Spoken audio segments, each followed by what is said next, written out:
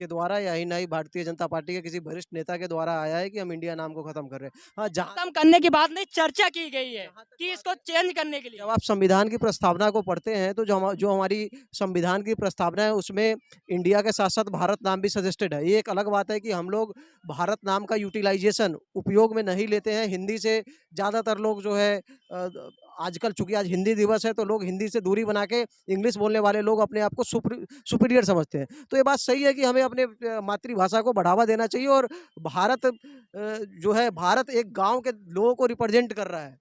India लोग India के साथ पता क्या सोचते हैं कि भैया हम तो शहरी लोग हैं, हम इंडिया बोलेंगे। लेकिन गाँव गरीबों की आवाज़ को बुलंद करने के लिए भारतीयता भारत को मजबूत होना ज़रूरी है।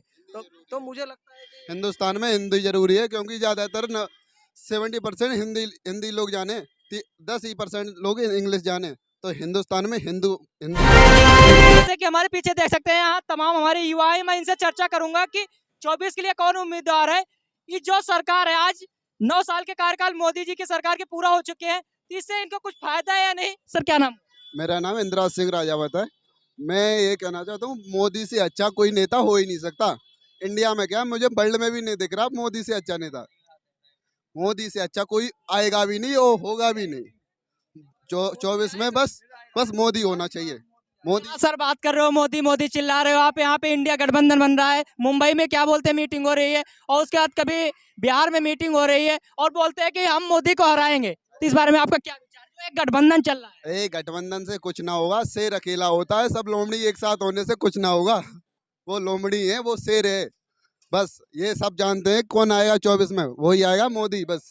इंडिया इस समय थी, इंडिया का नाम चेंज करके क्या बोलते हैं मोदी जी भारत रखने वाले हैं। इसके बारे में आपका क्या विचार है? जैसे एक नाम चेंज करने वाले हैं मोदी जी, बोले हैं जितने भी इंग्लिश तत्व हैं उसको खत्म किया जाएगा, इंडिया का नाम चेंज करके भारत रख रहे हैं। इस पे आप सहमति है? एकदम अच्छी बात है। हमारे प्राचीन काल में भी पहले ही, वो महाभारत के काल में भी भारतवर्ष ही नाम था उसका, इंडिया का। इंडिया तो ये अंग्रेज लोग आए तब से इंडिया नाम चालू हो गया। अंग्रेजों के टाइम से इंडिया नहीं, तो पहले भारत ही था हमारा। तो भारत ही हो जाएगा, कोई दिक्कत नहीं है इसमें।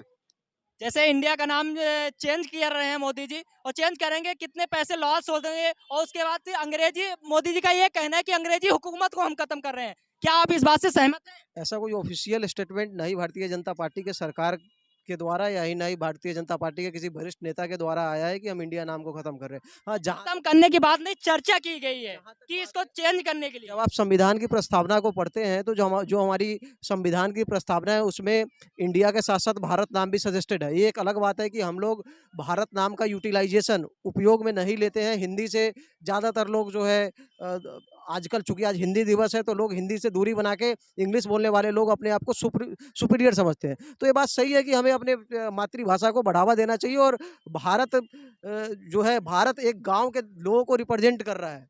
इंडिया लोग इंडिया के साथ पता क्या सोचते हैं कि भैया हम तो शहरी लोग हैं, हम इंडिया बोलेंगे। लेकिन गाँव गरीबों की आवाज़ को बुलंद करने के लिए भारतीयता भारत को मजबूत होना ज़रूरी है।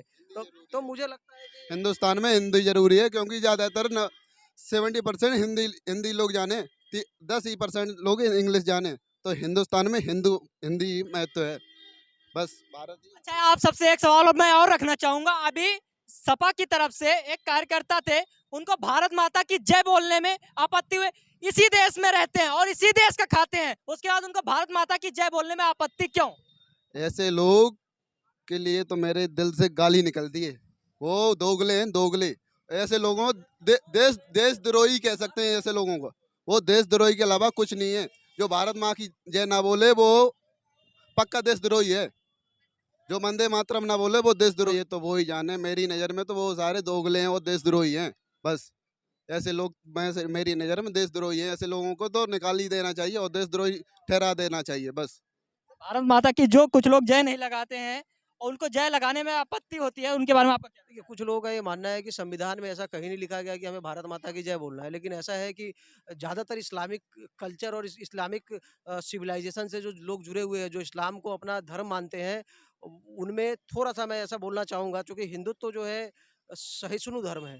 और उसमें थोड़ा-सा जो हमारे मुस्लिम भाई-बहन हैं वो लोग राष्ट्र से ज़्यादा धर्म को सर्वोपरि मानते हैं। तो इस वजह से कुछ लोग मानते हैं कि भैया हम सजदा किसी के आगे नहीं कर सकते, सिर्फ़ ऊपर वाले के आगे सजदा कर सकते हैं। तो उनके नज़र में ये चीज़ हराम है, तो ऐसा इसलिए नहीं बोलते हैं। लेकिन मुझे लगता है एज़ अ हिंदू मुझे लगता है कि इसमें फ़ख्र होना चाहिए।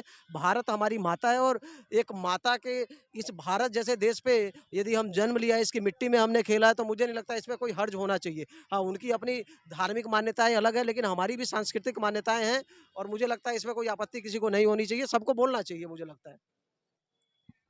जैसे कि अभी जो विपक्ष की तरफ से सनातन को कीड़े-मकोड़े बताए गए, उस बारे में आप क्या कहेंगे? देखो विपक्ष समझ सबसे बड़ी बात है कि विपक्ष के पास ना कोई मुद्दा नहीं। मैंने आपको क्या बोला, ना नियत है ना नीति है, ना उनके पास गांव के लोगों के लिए मुद्दा है, ना गरीबों के लिए मुद्दा है, ना बेरोजगारों के लिए मुद्दा है, किसी के लिए मुद्दा नहीं। तो वो लोग क्या करना चाह रहे हैं, वो लोग करना ये चाह रहे हैं कि भैया जैसे लालू यादव है, उसने बिहार में सत्ता कैसे अपनाया, एमवाई समीकरण, मुस्लिम और यादव समीकरण पे।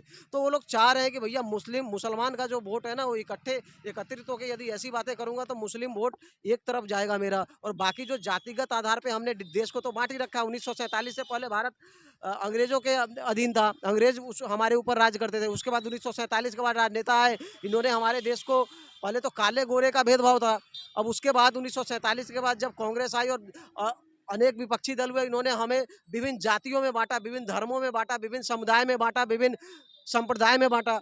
अब समस्या ये है कि भैया अब इनकी दुकान तो बंद होने वाली है, तो ये लोग क्या कर रहे हैं, दोबारा उसी ढर्रे पे जा रहे हैं।